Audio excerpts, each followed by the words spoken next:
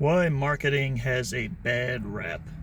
Now, I don't know if marketing has a terrible rap. Like, it's probably somewhere above, like, used car salesman somewhere. So it's probably not quite at that level or as bad as that. But it's definitely no teacher or nurse sort of vibe to the profession, right? Um, so, why can marketing feel greasy and slimy? And I think one of the reasons, among many, right?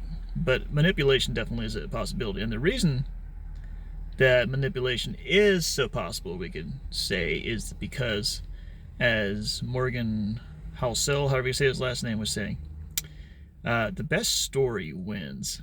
So, not necessarily the person who's correct, not necessarily the person who's factually accurate, not necessarily the most balanced viewpoint. The person with the most compelling story. So it's a story that people want to hear. It's a story that they or if they don't, maybe they don't want to hear in the sense that they don't like the story per se, but it feels correct to them, right? So the story that feels correct or the story that they want to believe to be true is generally the one that's how you persuade people, is with the correct story, not necessarily with the correct facts. So if as consumers, if we have the experience of being told a story, and then so we buy into the story because we like the idea of the story, we buy the product, but the product doesn't live up to the story, then we've essentially been sort of like manipulated by marketing.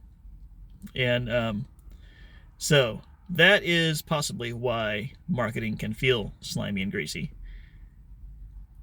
I don't know if there's a simple solution to that problem. I do think it is possible to run your company, including your marketing, in such a way as to not oversell the product, not tell a false story about the product. I think where the gray area comes in is the fact that, like, people want to hear pleasant stories. So let's say you're selling a business opportunity type thing. Or let's say you're selling a training course on how to, like, start a certain kind of business, okay? And in order to sell this training course, you are going to tell the story of how this person can become filthy rich and have all the free time in the world that they want and live an amazing life, always be there for their family events and everything, if they buy your amazing course and learn how to have this amazing business. So the challenge here is that, on the one hand, the picture you're painting is, like, maybe could become true, right? So it could be true. They could get that result, even though maybe it's only 1 in 1,000 students get that result. They could be that one. So it's hard to rule it out as completely false, first of all. Secondly, the person hearing the story doesn't want the story to be, they don't want a balanced presentation. Like, if you want to buy that course, you don't want to hear from the course creators like, yeah, if you do X amount of work and do steps Y, Z, and did this and that, then you have a 25% chance of success. And of those 25% who succeed, here's normally the chart on how it goes.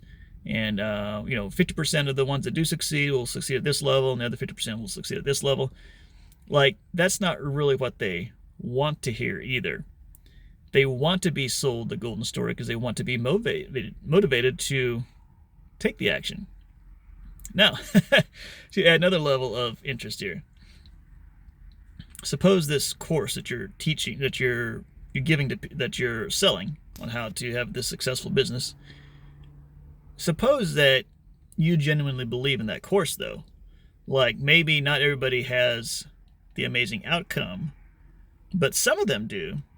And you genuinely want people to have that amazing outcome. And you know that no one will buy your course, no one will have the motivation to buy the course or to continue to work on the course unless that story that you painted for them is out in front of them. So let's say that they don't achieve their goal. They achieve 50% of their goal. But in doing so, they've learned many valuable skills, and they have their life is massively improved. Now, was it wrong for you to sell that amazing story of how amazing their life could be if they took your course.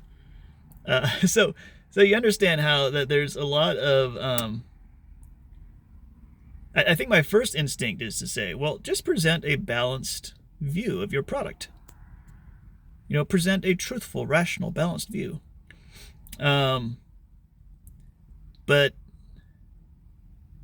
that's not generally. Now, to a certain kind of buyer, by the way, that can be very persuasive potentially. But for many buyers, that's not persuasive. And if something is not persuasive, people are not going to take action typically. And if people don't take action, nothing is happening. You're not selling products. You're not making an impact in the world. They're not buying the product. It's not impacting them for the better. So, what's the bottom line? Well, I think the best way to solve this is simply to sell excellent products. Like, that's probably the best way to make so that your marketing is as non-sleazy and as ethical, if you will. Probably the best way to do that is to provide a truly great product. If you can provide a truly great product, it's hard to make claims that are too big for it that are still believable. So generally, if a product is really, really good, and then you can pretty well make the story that you paint can be an accurate story and a motivating story. So it can be true, and you can get people to take action. So make good stuff.